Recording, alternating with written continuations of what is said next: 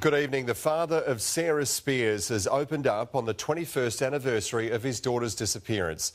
In a rare television interview, Don Spiers revealed the toll of losing his daughter and how it drove him to a breakdown. He told Nine News he wants her killer to tell him where to find Sarah's body. I feel as though I have been absolutely gutted.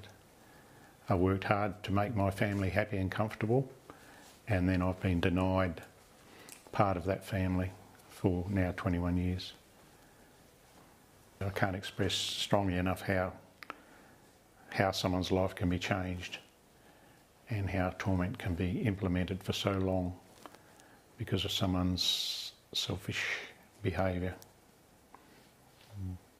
It's a living hell that Don Spiers has endured for 21 years. His daughter believed murdered after a night out. Her body never found, her killer still not caught. And to think that time will make us feel better, it doesn't, because at the moment my wife and I's anxiety and torment is as large as it's ever been. 18-year-old Sarah Spiers disappeared in January 1996. It was Australia Day and she'd been celebrating with friends in Claremont. We've lost a loved one like a snap of the fingers. It's just there one day and just gone the next for the next 21 years. Even at 67, Don Spiers continues to work as a shearer and he keeps going so he doesn't have time to think about his daughter. And just keep working, because sure as hell if I sat around I really started to suffer. I did break down with chronic depression, and the last 2 years I'm back on medication to deal with that, which is working very well. But the anger never leaves. And you told me what you'd do if you came across this bloke. What would you do?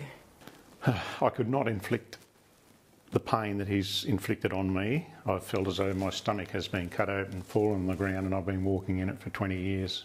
Don Spiers draws on his pain to never give up. He believes police will catch the person responsible for his daughter's death. When that day comes, he wants the killer to tell him where to find Sarah. He's backing law reforms that would mean murderers couldn't get parole if they'd refused to reveal the location of their victim's body. Mate, you do not deserve a second chance. You haven't given other people a second chance. You've not even given them first chance. There's nothing that I can do for Sarah. She's been cruelly taken from the Spiers family and from our community. What we can do now is everything we can do to support Mr. and Mrs. Spiers and all the other families that have lost their loved ones and never been able to put their loved one to rest. Shadow Attorney General John Quigley says no body, no parole laws will be introduced immediately if Labor wins the state election. Until then, Mr Spiers is grateful to the police officers who he says work tirelessly to help. And we've had a lot of support from the police. The police have been unbelievable. The major crime guys they're there 24 hours, 7 days a week for us. Doesn't matter what time I have a problem, I ring them and there's always someone there that'll respond straight away.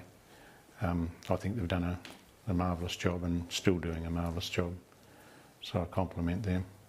People don't realise how much effort they put in. And he says neither they nor his family will stop until Sarah can be properly laid to rest. Give us back our Sarah. My daughter was the most loving thing that was just taken out of our life like that. Just the love that she expressed to us and the love that we expressed to her were what made us happy and content in our life. And since we've lost her, well, that's disappeared. Jane Grljusich, 9 News.